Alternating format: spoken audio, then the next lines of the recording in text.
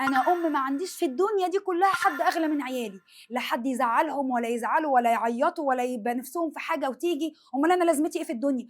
اي حاجه عيالي نفسهم فيها لازم تجي لهم فورا، واي حاجه تزعلهم لازم تختفي كده من الوجود. ولو ما عملتش كده احس كده ان انا اي كلام. لا لا لا، انا هسيب عيالي يعيطوا؟ لا لا لا، ما ينفعش.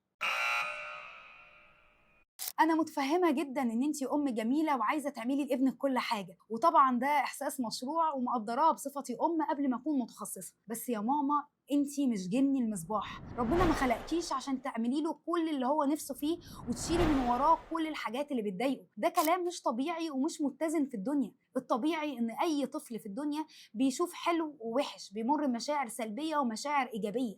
هو انسان، ربنا ما خلقكيش في الدنيا علشان تلبي له كل طلباته وتعملي له كل اللي نفسه فيه.